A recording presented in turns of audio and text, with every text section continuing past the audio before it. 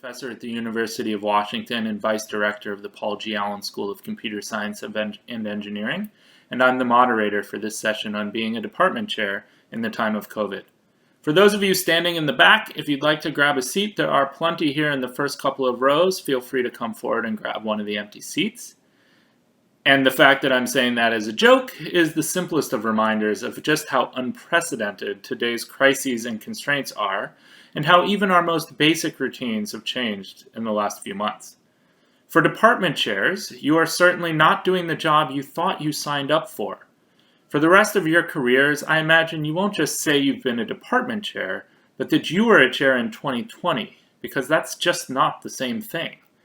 There are many downsides to spending months in what probably feels like nonstop crisis mode, but crises are also where your leadership, the decisions you make, and the priorities you set are the most important. We have two great panelists I'll hand things over to in just a minute, but let me first give a little more context and scope for this session. First, this session is occurring in July 2020, which is not March 2020, which as we all know occurred about a decade ago. And it's not January 2021, a future that is unpredictable at best. We're currently preparing for fall. We've had much more time than we had for shutting down our campuses last spring. I'm at the University of Washington, which was the first large university to move to all online instruction back in the first week of March, and I remember what it was like to do that on 72 hours notice. So now for fall, we've had the additional time that summer has afforded us, but that's hardly sufficient. It's unlikely many of us feel like we've had anywhere close to the time or information we would like to make plans for the months ahead. Second, this session is really focused on the role of department chairs. COVID-19, as well as the concurrent challenges of urgent calls for addressing racial injustice, and more recently, cruel anti-immigration government announcements, have challenged everyone in our society and at our universities, from undergraduates to facilities staff, to faculty, to the upper administration. But in this session, we really want to focus on the role of chair. Unlike your university president, you're not deciding overall campus reopening plans or campus-wide financial policies, but you do have a key role in keeping your department community safe and healthy while trying, despite our circumstances and very real struggles on practical matters like budgets and hiring, to maintain morale and make progress toward your department's goals and vision. Both our panelists bring tremendous leadership experience and thoughtfulness to bear in these times. Kathleen Fisher is Department Chair of Computer Science at Tufts University, and Ayanna Howard is Chair of the School of Interactive Computing at Georgia Tech. They have each prepared introductory remarks, after which the rest of the session will be live Q&A, and I imagine there will be no shortage of questions. I'm looking forward to it. Hello. Let me start by introducing myself and providing some context. I'm Kathleen Fisher. I'm Chair of the Computer Science Department at Tufts University, which is in the greater Boston area in the state of Massachusetts. We have about 30 faculty members split between teaching track and tenure track. We have about 650 undergraduates, 150 master's students, and about 70 PhD students. Tufts has invited all students to return to campus in the fall, but we are accommodating students who are only able to attend remotely. More than 90% have indicated that they intend to come back and take classes on campus. But it won't be business as usual for those students. There are lots of precautions that we're taking to make the campus safe as can be in the COVID situation. About 50% of our courses will be taught remotely. And almost all CS classes will have lectures that are virtual because there aren't spaces large enough to fit the classes with the required social distancing for COVID. Many of those classes, though, will have hybrid components, so like an in-person lab or recitation or one-on-one meetings with the teaching staff.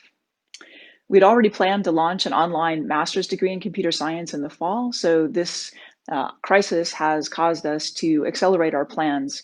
We are encouraging faculty to put together professional quality online versions of their courses for the fall, and that's allowed us to launch an online postbac and master's in data science earlier than originally planned, while helping faculty develop really high quality courses for their fall offerings. The multiple crises that we're facing means that pretty much everyone is having to go above and beyond. That includes faculty, students, and staff. in really difficult, unusual, and changing circumstances, right? Coping with COVID, challenges of systemic racism, and failures of national leadership all at the same time. One of the key things that I can do as department chair is help build and sustain morale, which gives everybody more energy to cope. So in the rest of my opening statement, I'll highlight 7 things that I've been trying to do to build and maintain department effectiveness. The first thing is just acknowledging the difficulties. It's absolutely not business as usual. I try to recognize that not everyone's situation is the same. So some people are struggling a lot more than others. And I try to be compassionate. If someone isn't able to do something, I ask myself, does it really need to be done? Can it be done later? Can it be done by somebody else? Can the person do something else instead that might be easier for them given their circumstances?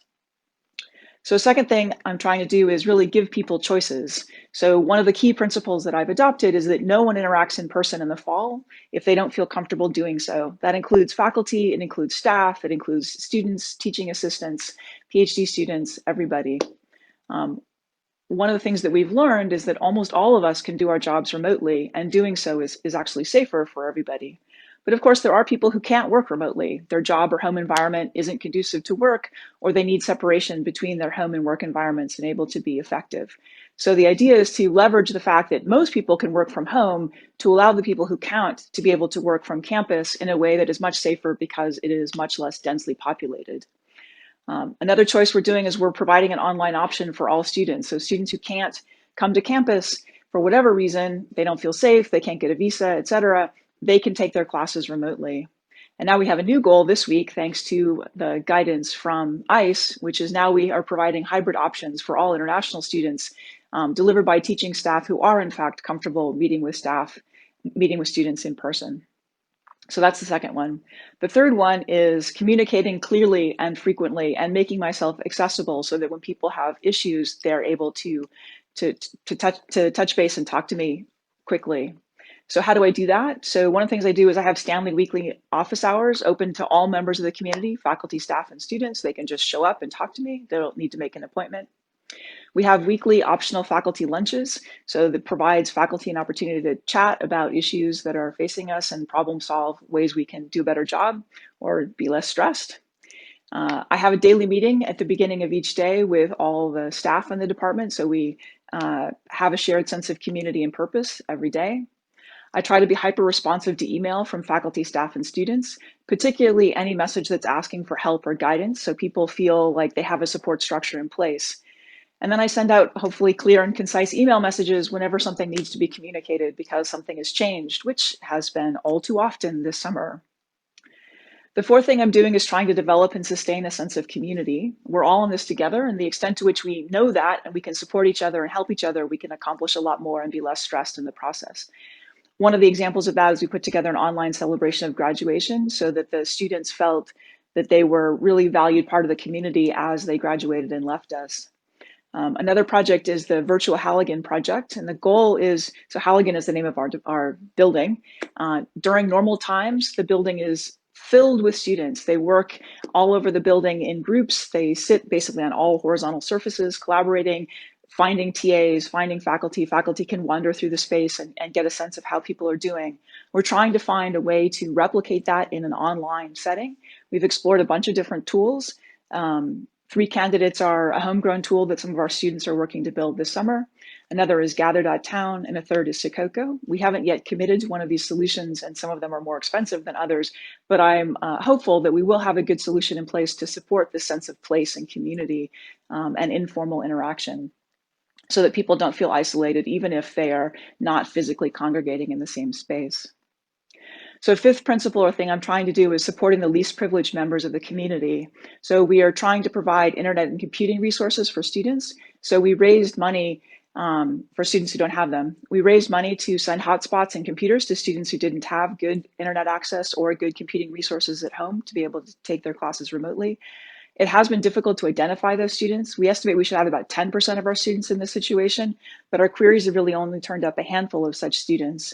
Our next attempt is to use text messaging instead of email because we've learned from other departments that text messaging was a more effective way of reaching these students.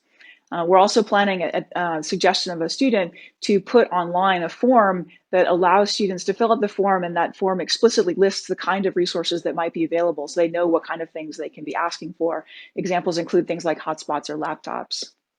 I'm also working for staff, for example, to find good or set up good work home situations so that they have a computer that has the same email client that they have in the office, they have a good ergonomic setup, that they have a monitor that's large enough, an external monitor if they have space and want to have an external monitor. My experience is that staff often don't ask, that they work in whatever environment they happen to have, and they're much less comfortable than they might be and much less effective as a result if they don't have a really good setup. So proactively identifying that and working to produce really good home environments for staff. The sixth thing is representing the department well with the higher administration. So clearly articulating what the department can and can't do and being very firm when the things that we can't do, because it's not going to help anybody if the higher administration has unrealistic expectations of what is actually possible. A second part of that is making the case for the resources that the department needs to do its job, and then helping the school and college in its revenue goals, right? Everybody's going to be in a world of pain if the university doesn't have the resources it needs. So where can we make cuts without too much damage, and what can we do to generate new revenue or maintain existing revenue streams? So for example, expediting the launching of the online postbac and the online masters in data science are ways in which we can help supplement the university's income stream to make sure that we continue to have the resources we need to provide a high quality experience for our students. And then seventh, and perhaps the thing that enables all the others, is taking care of myself. So I've worked hard to establish routines in which I get enough sleep, exercise, enough family time, and in which I eat well. It's actually easier now that I'm not constantly traveling. Recognizing when I need help and delegating as much as possible, and recognizing when I reach my limits and take a break or scale back. This is something that I struggle with. I am actually working most of the time these days, but I need to pay attention to and realize that I'm not helping anyone if I burn out or lose my temper or snap at someone, lose my temper and snap at somebody, or if I don't have the emotional capacity to be supportive when someone reaches out for help. So I will stop there. I look forward to your questions and our discussion of these issues on the rest of the panel. Thank you very much. Hi, I'm Ayanna Howard, School Chair of the School of Interactive Computing at the Georgia Institute of Technology. So today we're going to discuss leadership during the age of COVID. Specifically, we will talk about the challenges faced as academic leaders and provide a few suggestions for thinking through those challenges. I realize that my school is not your school, and each university has its own unique style. But one thing is clear throughout this pandemic: at the root of all our decisions is one common thing that unites us all, and that's people. Now, I'm sure when you first took on your role as school chair and you looked at the job description, it did not include a list of items such as one, lead your school through a global pandemic, two, address systemic racism during civil unrest, and three, become an expert on the nuances of immigration laws. But yet here we are. A crisis tests leaders in unimaginable ways. It requires us to make decisions without all the data, figure out what and how to communicate during uncertainty. And yes, making mistakes, because there is no blue book to reference, no past guidelines on what the former leader had done successfully or unsuccessfully, right or wrong. As a leader during a crisis, you will be challenged in unique and different ways, but through those challenges, you will also grow. So I've thought about this, and the one thing about this COVID time that we are in, where we are in this time period that seems to slow down and speed up all at the same time, is actually reflected in our growth as a leader. It can either accelerate or it can impede your skills as a leader. So at this time, I want to take this platform that I have and discuss two big challenges that, frankly, I personally find the most important. And since I have you as a captured audience, you have to listen. So these aren't challenges that have yet to come, but which are creeping around the corner. And so we have to prepare for them. So challenge number one, the fall. So in the spring, we scrambled to get our courses online by hook or by crook. At that time, we were in fire mode. We suddenly woke up in a burning building, in an emergency. We had to survive. so we made decisions quickly. There was no time to plan. We just had to sift through shared ideas and execute. And the entire universe was in the same situation. So, in some senses, we didn't have the luxury for uncertainty to impede our progress. And when we made mistakes, whether proposing to make proctored finals required and then reversing our decision because we realized that not all students had access, or forgetting to communicate the change in plans that kept changing every other day. Well, that was the spring, which fed a little into the summer, and now there is fall. We are still plagued with high uncertainty. That hasn't gone away. But now it's coupled with external pressures, financial pressures, budget pressures, political pressures, you name it, you got it. So as I think through this, in our role as chairs, the one thing we can do, the one thing that is in our total control is to plan on all possible contingencies, including the issue from transitioning from one plan to another.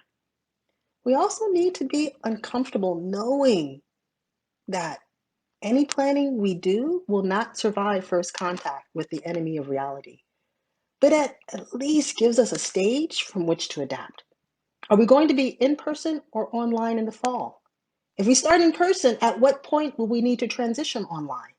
Those questions and where they happen and if they happen are somewhat out of our control.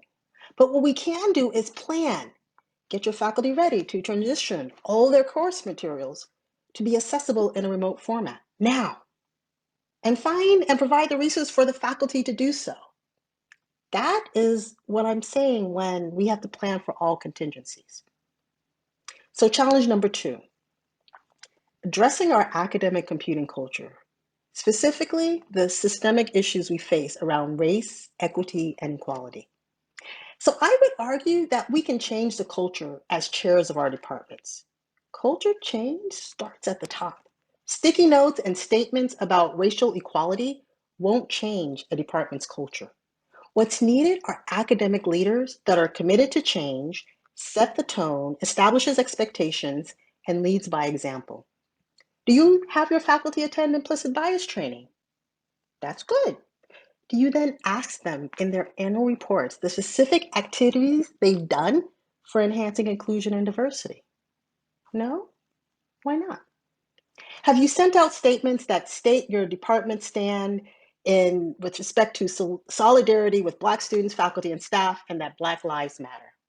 Yes? Have you then identified specific action items that you will then institute surrounding Black graduate students, hiring, and enhancing community?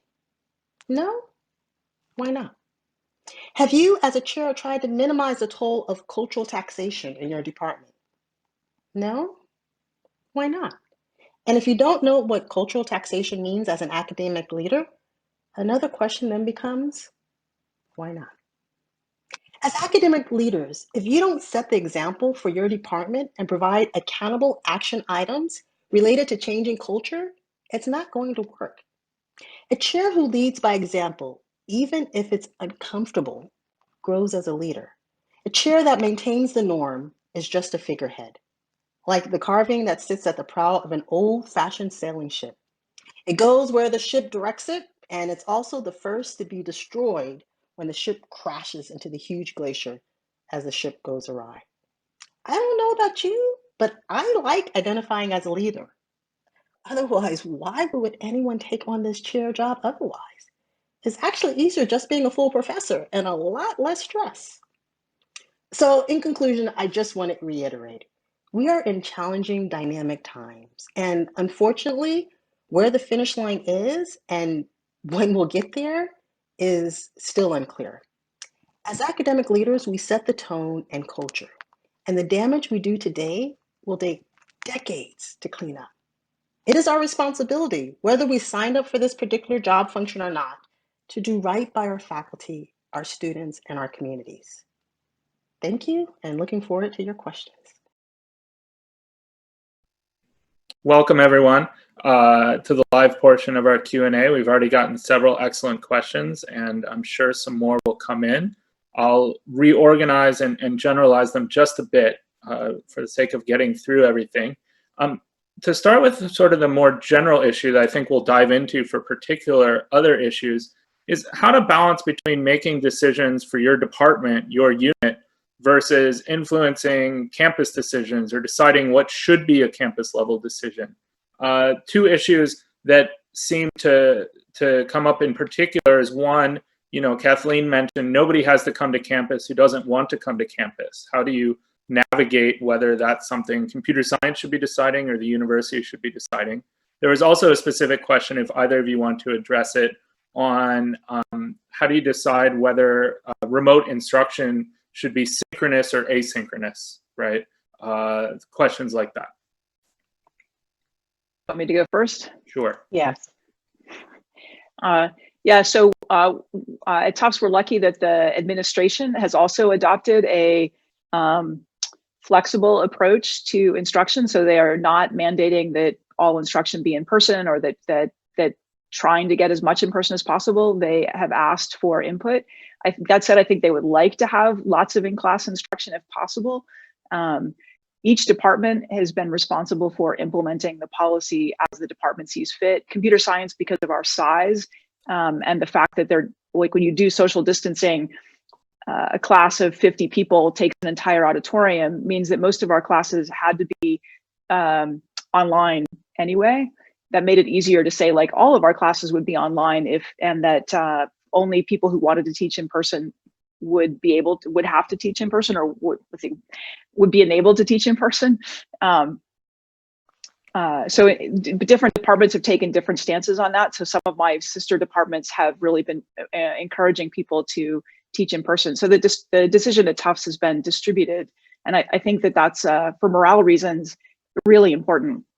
Like, I have faculty who would quit and retire if they were required to teach in person. And therefore, like, as a CS department with exploding enrollments, I don't want to lose any competent, good, faculty member. So doing things to keep those faculty members happy, the university as a whole is supportive of that effort as well. So it's a partnership. Yeah, so one of the things, if you notice what Kathleen had said, was that the institute, it happened at the institute level in terms of giving the flexibility. And so one of the things as chair is that flexibility is going to be mandated by the upper levels. And as chair, you have to be strategic in your interpretation if you think that it is not good for your school. So as an example, if you think about there being a requirement for online. So as we know, a lot of institutions are saying, we want butts and seats. So how, as a chair, do you address that? Because the worst case scenario is someone dies, right? And I know as a chair, it's not going to be on my watch. I don't think it wants to be on anyone's watch. And so you have to think about, okay, so what does this mean? How do we do this in basically the safest possible way?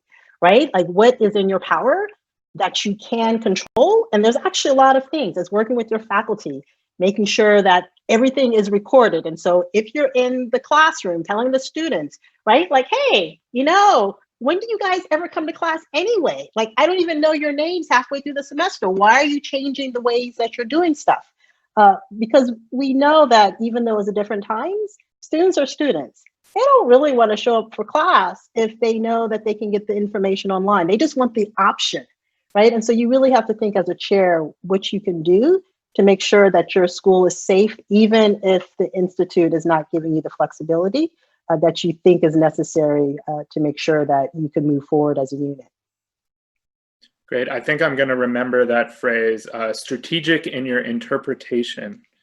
I think that can apply to lots of things. Let me switch topics to the most popular question we've gotten so far, which is how to support faculty facing work-life balances, especially there can be gender imbalance. I'll interpret that as care for young people or older people often falls disproportionately.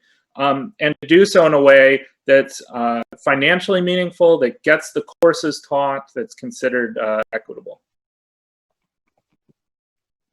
I guess we can go to Ayanna first this time. Yeah, so I actually worry about this quite a bit. And just so you know, the studies have started to come out that shows that women professionals, women faculty are bearing the brunt of some of this aspect of working from home. So the studies have started to come out. So as a chair, I think you need to look those up as well. And so some of the things that I think about moving forward, summer has been a little easier because we don't have in class, but how do you structure things like meetings such that part of your responsibility, whether you're teaching your kids during a certain time, is blocked? So we have, for example, with staff, we've always had flex time at Georgia Tech. We don't typically think about that for faculty because faculty make up their own times. We're really thinking about, well, faculty can also have flex time, right? Like, let's make a schedule to figure out what is the optimal time where you can come in. Is it in the morning? Is it in the evening?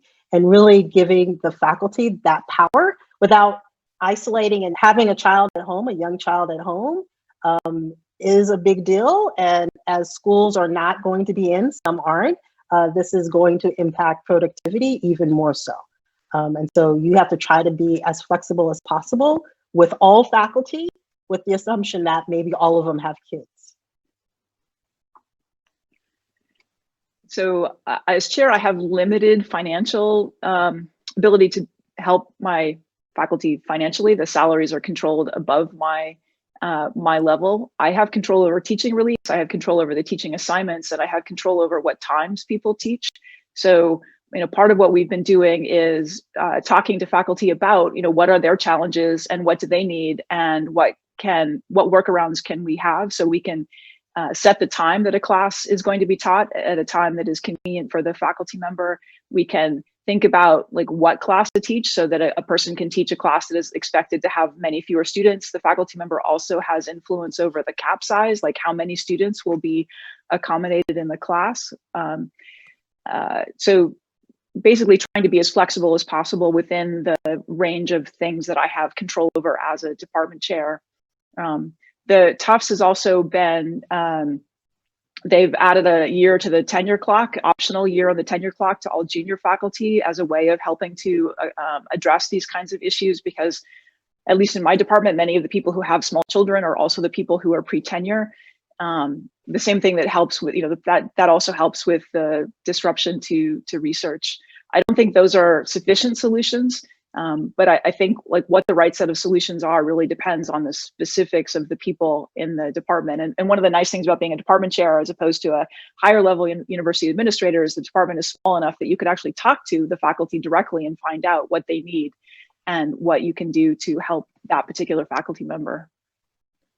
Yeah, I think both your answers resonate with me. I think particularly that the flexibility people need is different for different people and different than from normal times. In normal times, I rarely take meetings on the weekend. In spring, that was the easiest time because of my two small kids to arrange a time to chat with someone when I normally wouldn't be able to. Let's continue talking about kind of faculty workload, supporting faculty who have their challenges, and providing a high quality educational experience for students who have their own challenges, right? We need to serve our faculty and we need to serve our students. And, we have a popular question here about how you do that balance. So I think the question is, when we use this word serve, I think that's where that discrepancy is. The spring was not the norm. The fall is not the norm. We need to accept that. And I think one of the things that we can do, at least with chairs, is bear some of the brunt from possible students feeling unsatisfied about the experience. I think what that means is communicating to the students and being transparent. Like, look, we are going to, as much as possible, give you the experience that you think you should have, and not in those words, but it's going to be different, right? Guaranteed it's going to be different. And if you have any issues, my door is always open, right? But I think as chairs, we do need to take some of that burden away from the faculty because we're going to get complaints. As chairs, we get complaints for some reasons that make no sense. Now we're going to get complaints for reasons that do make sense. But we need to open it up and just basically say, look, come to me and we'll talk about it. Yeah, I think the communication is really important. One thing that was interesting in looking at the teaching evaluations in the spring, which Tufts basically said would not be included, would not be used for any kind of evaluation purposes, which was the right thing to do. But interestingly, they were like uniformly higher than normal. I think that students were really giving the faculty the benefit of the doubt of like, wow, this was really hard to convert the class in a few days' notice, and they did, a good job. It was clear that they cared. Maybe it wasn't perfect.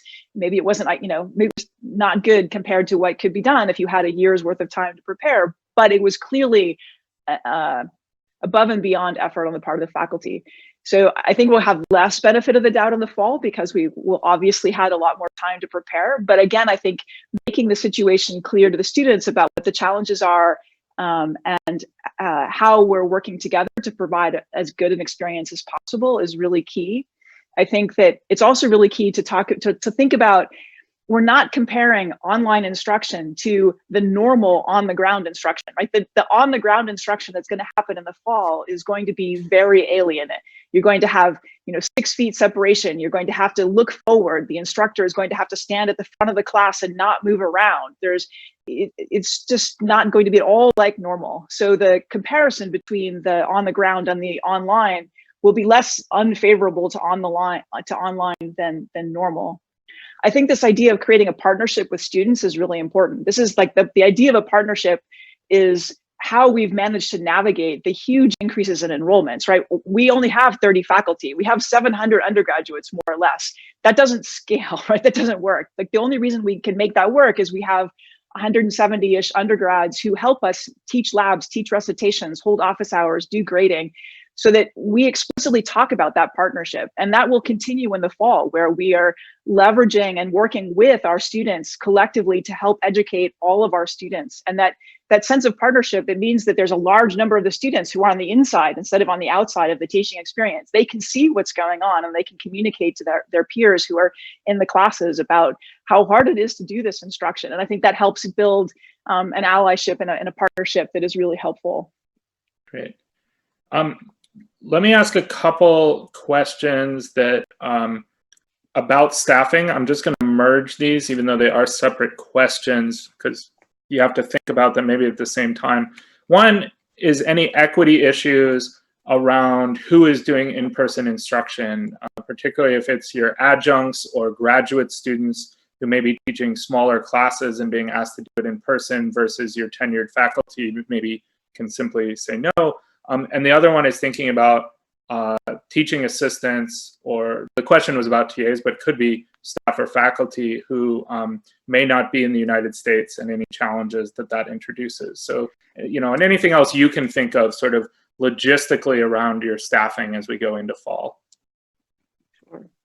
So my department, my policy is no one teaches in person unless they want to teach in person. So that applies regardless of your status. You're a full professor, you are a adjunct, you are a PhD student, you're a TA. No one is teaching in person unless they want to teach in person. So that addresses the equity issue. We have some professors who want to teach in person. We have some grad students who want to teach in person. We have more undergraduate TAs who want to teach in person. I also fully expect this is going to change, right? The situation is not going to be stable. It's going to fluctuate. And we know that we can go to entirely online instruction at any point. And so there's the fallback to entirely online at any point. It helps it address this question. There were more parts of your question that I've now forgotten. TAs who aren't in the country. Right. So we're also doing our best to be very flexible about TA. So like, as far as we're concerned, there are students all over the world with questions at all different time zones. We can use TAs in all different time zones. There are issues about how you pay TAs. So particularly grad students who are paid on RA-ships that come with DoD funding, there are ITAR restrictions and issues like that we are navigating through, trying to figure out how to make sure all the students get paid. The Tufts is able to pay the TA-ships regardless of where people are. We can also pay students who have decided to take a leave of absence, but who still want to do TAing. We can hire them as well. So Tufts is being very flexible in figuring out payment mechanisms. Obviously, we don't want to have anybody work for us who isn't being paid appropriately. So far, there are a lot of more hoops to jump through than normal, but they've been solvable. Yeah, so I would say on the TA-ship, that is an institute level thing, working with the Office of International Education, working with the students, because there are some tax implications, some legal implications if you do it wrong as chair. So for that one, definitely make sure that you talk to the people you need to, because that one is if you mess up, you really do. So definitely ask about that. And then with respect to who gets to choose, so in all of the university system of Georgia, we are in line. We're in person. We're doing hybrids, and so with that, what we're doing is we're going to provide advice to some of the younger faculty about how do you do a safe hybrid type of class from those that have either thought about it already or just pedagogy have done it. And so that's really about sharing the knowledge so that no one person, whether it's a graduate instructor or a junior pre-tenure faculty, doesn't have the information of how to do it safely. Great. We have many more questions, and most of them are related to the health and safety in time of coronavirus or running your department remotely. But I do want to get to a different topic, which has been sitting here as the most popular one, which is any advice for department chairs on discussing racial inequity with faculty who may not be as well informed. The issue of international faculty who may be even less educated than US faculty about America's racial history in particular. Yeah, so we actually did something in Georgia Tech in the school. So one strategy is find the faculty member in your school who understands, who's done the reading, who's collected that, who wants to make a difference, and then empower them to actually start leading that with your guidance. So as an example, in our school, we actually had a faculty meeting where a number of the faculty led, they shared some of the literature, they shared some of the stories that they had collected in terms of from the student viewpoint to talk about what they could do. And the result was that the faculty signed a letter about things that they were going to change about the qualifier, the reading list, being open to conversation, and even are holding me as a chair accountable in terms of providing anti-racism training for the faculty every year and making sure that that's done.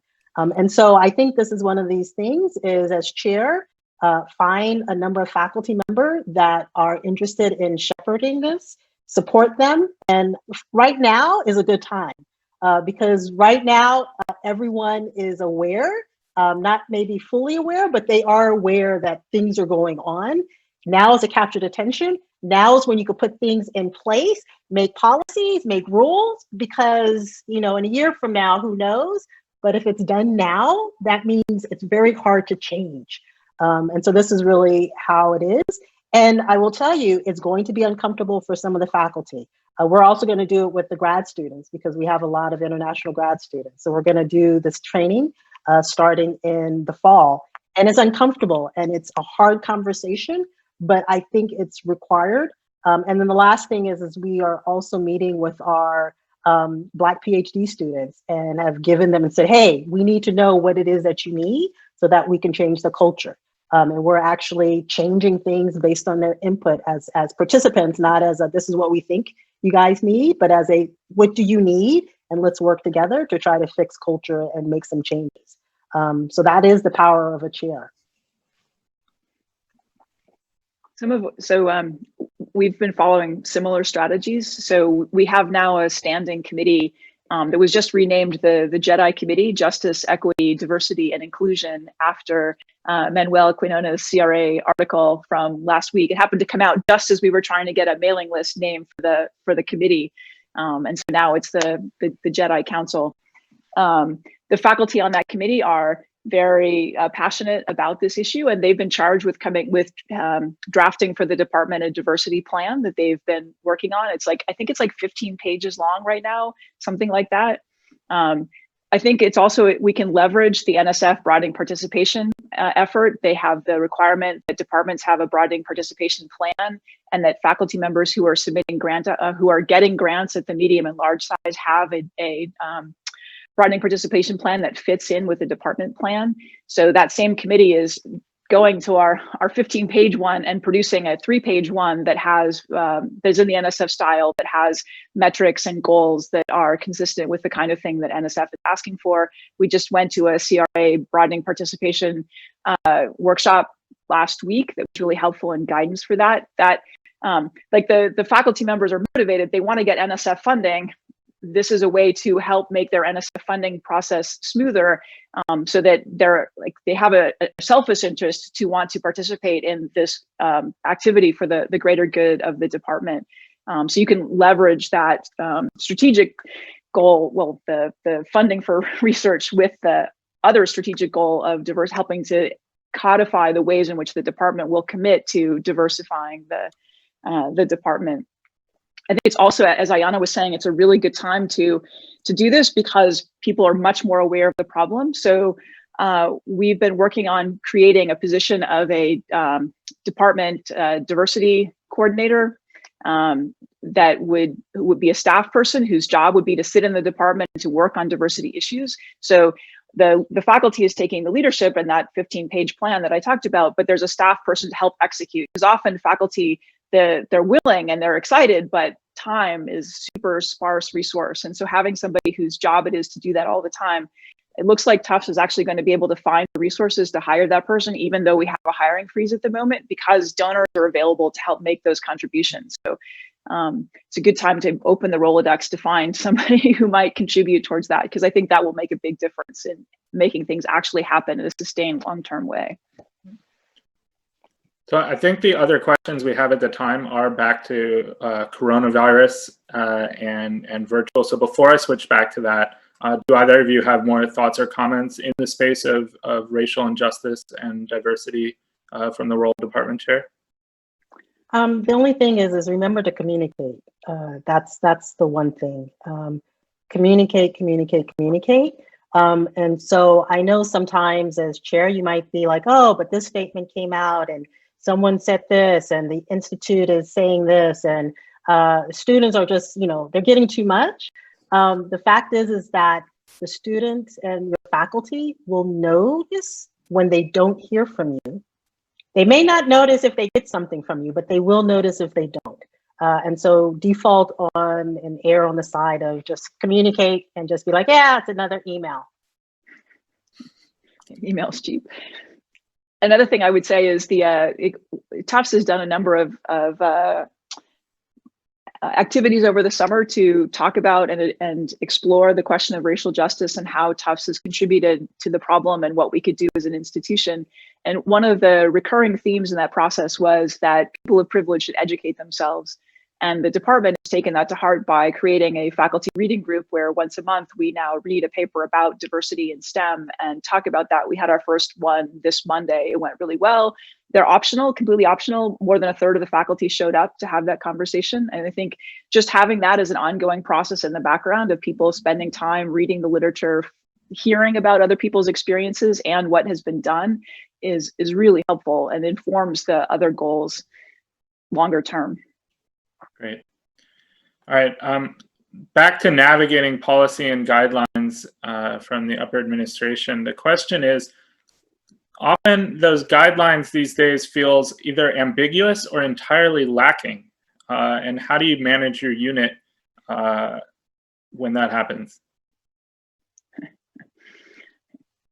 I would say leverage the ambiguity or the lacking to make it be what you want. Do what you want that makes sense to you and that you can actually do. And then if you get in trouble, it's like, well, the guidance was ambiguous. I did the best I could. Don't quote me on that. Back to my administration. But yeah, so one of the things is on any email that we have sent out from like the leadership team, we always have something that says, and just remember, please be patient because this might change tomorrow. Right. And it's just there. And when something changes, we'll say, I know we said this, but here's another change. change. And so not trying to hide like, oh, like we don't know. It's like, no, we don't know. This might change. And we're being transparent so that you can also ride this train with us, because it is changing and it's every day. So just a question or two ago, you brought up, communicating out to students and how important that is. I think we were talking about racial injustice at the time, but of course it's a general thing. But there is a question here about how to manage communication with students. The question doesn't talk about whether it's an email out to everyone or group meetings or even one-on-ones during open office hours. Given that these are very emotionally charged times, particularly over COVID, what everyone thinks should happen, everyone's comfort level, health or fears, just really how do you manage communication with students in such challenging times? And at the scale of computer science departments. Right. Yeah. So, I mean, I think part of the answer is you need to have a hierarchical approach where you have different, you have a variety of different kinds of mechanisms of talking to students, and you have, you delegate to a certain extent. So like I have open office hours, all students can come, but most students don't feel comfortable coming. Many of the students are TAs who are working closely with a faculty member. So that faculty member can communicate and touch base with the students who are on their staff, and they can talk in a smaller group way. We have staff who have responsibility of being advising specialists. So they are, their job is to reach out to students all the time. So they have been taking the lead often in sending email or sending out a survey or sending out text messages to the students to get feedback. So we have a student council. So I meet with the leaders of all the student organizations twice a semester. So I met with them once in the fall. In the spring, I will meet with them again in the fall, so that I can talk to all the leaders and that they can then go talk to their organizations. And then of course I send email to all the students. So there's not a single communication mechanism. There are a whole bunch of different communication mechanisms that leverage a lot more than just me. Mm-hmm. So some other thoughts, and this is some of the things my fellow chairs do.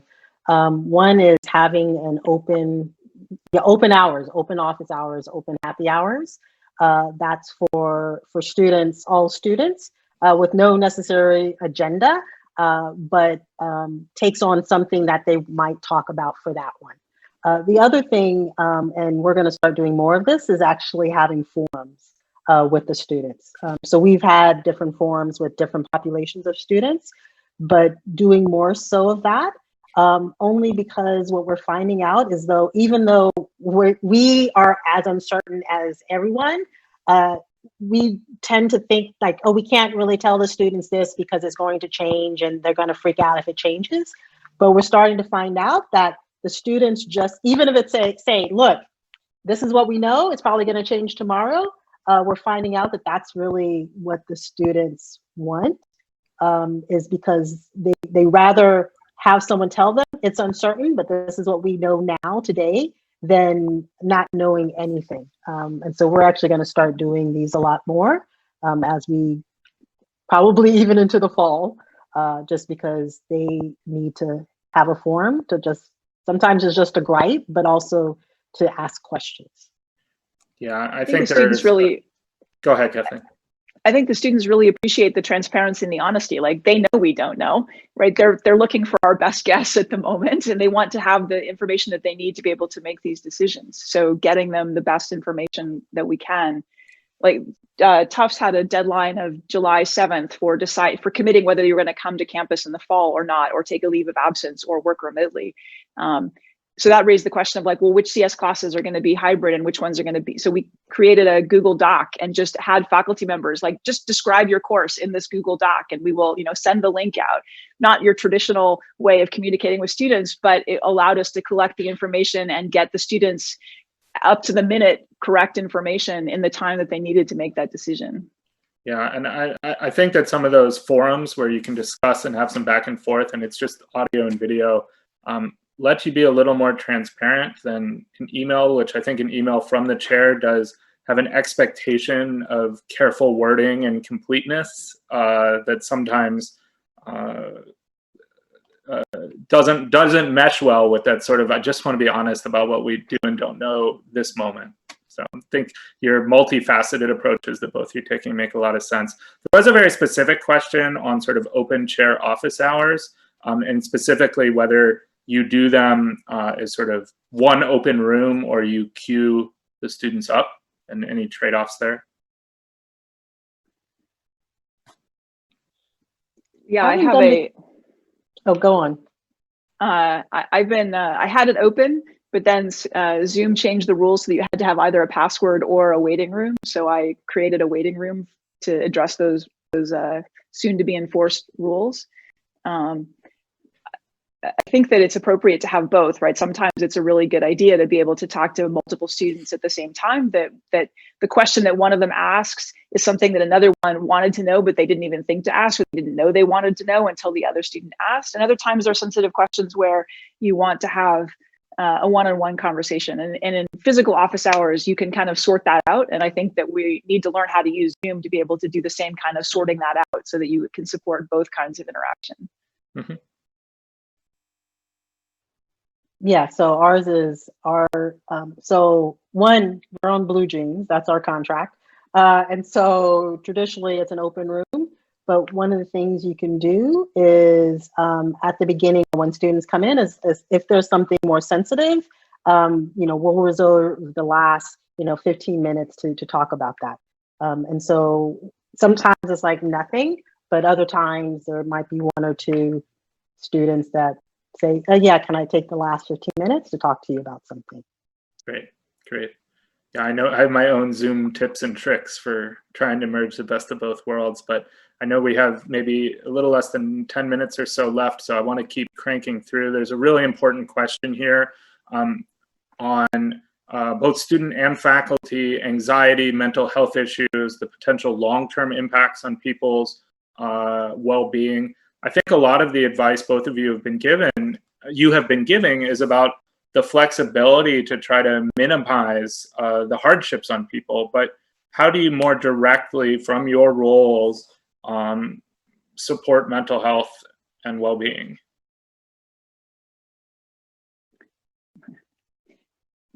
So I think that this is not unrelated to the questions that all faculty members address with students in their class who have mental health issues, which is it's a super hard problem, and it's not something that we as faculty members or as chairs are expert in, right? We didn't go and get PhDs in mental health.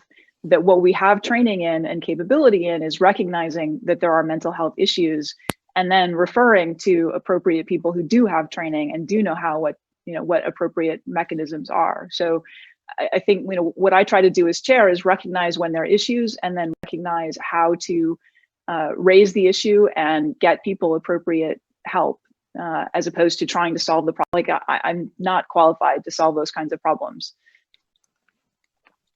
Yeah, I think one of the problems now, the difficulties, is that because we're not in the same space, it's hard to recognize. So a lot of times what would happen is someone would come to you like, oh, I'm worried about this student, which we don't have that luxury of having that kind of connection. So one of the things that is helpful, at least in my school, is when the Associate Chair for Graduate Affairs sends out something, and we have also some information that comes out from our centers, our research centers, there's always a section that's included that talks about the resources, mental health. And it's basically in every, so just remember, here are some resources on, and it's a continuous information. So hopefully, because you're seeing it and it's there, that at any time you will reach out to the resources that are available at Georgia Tech. But yeah, this is a problem because we can't like just see them in the hallway or, oh, suddenly they're missing. We're not getting that type of feedback that we were before. And there is another mental health related question here, which I might generalize slightly to. How was the mental health of students taken into account when making various decisions, whether it's remote instruction, whether it's size of classes, whether it's support for student clubs and organizations, right? How do we, we clearly have public health crises and international travel crises to deal with, but we also have mental health situations we need to address. That was part of the reason why Tufts wanted to welcome back any student who wanted to come back to campus, recognizing that sometimes the campus environment is the safest place for a student to be, where they have access to mental health resources and they have their own space, giving people that choice. Even if like they come back to campus and they spend their entire time in their social pod of 12 students and they don't actually go to classes in person, that could still be a good choice for them. There are like resources on campus that one of the things that we really realized in the spring with the abrupt transition is that campus is a great equalizer in terms of opportunity. That some students, when they went home, they had their own room, they had their own high-speed network, they had their own computer, they had no obligations.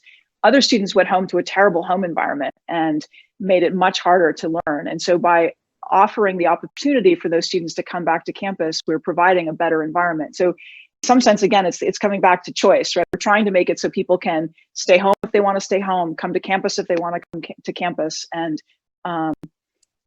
make it the choice that makes the most sense for them. And so one of the things, and just I'm not going to repeat, but one of the things that as chair is make sure to tell your faculty or kind of encourage them to remember the word of the day is flexibility for the students. So a lot of times as a faculty member, you might, oh no, we're not going to accept a late assignment or things like that. You have to be flexible with these students. There might be one or two students that are trying to game the system, but it's going to be very rare. But I think as a chair, you basically have to have that as, a statement, like it's about the students, about their flexibility. There's a lot going on that we don't know about. What that means is that any type of mental health issues, maybe they will be mitigated somewhat if they're not stressing about something that we can remove as a barrier. We only have a couple minutes left. I just wanted to riff on what Ayanna was saying about this. Some people might be taking advantage of the situation. Like, sure, I'm sure some of them will take advantage of the situation, but doing everything you can to catch those people is not worth the cost to everybody else who isn't trying to game the system and who just legitimately needs help. That this is a time to err on the compassion, and sure, you'll get taken advantage of by some of the students. That's not the worst thing in the world to happen. Like, just go with it, basically. Yeah, I couldn't agree more. We only have a couple minutes, but we're just going to dive into another huge topic anyway, which is really equitable approaches to promotion, tenure, and hiring in the presence of reduced productivity. How should we judge people? There's another question here about how we should be advising junior faculty in a time where research universities are prioritizing teaching over research more than they might usually, given the emergency situations. And it's a whole area of sort of junior faculty and maybe faculty you haven't even hired yet, and how to advise them, evaluate them, treat them well.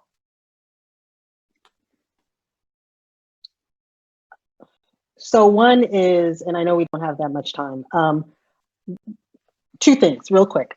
One is have a talk, have a forum. We did this in IC where the senior faculty are basically saying, look, it's going to be okay. And it's only because, the senior faculty are who's judging the junior faculty for tenure. So that's one thing. The other thing is because everyone is in the same situation, it's not like one or two, it's like everyone. I think, and I'm going to make a hypothesis, is that things are going to change in terms of a year from now.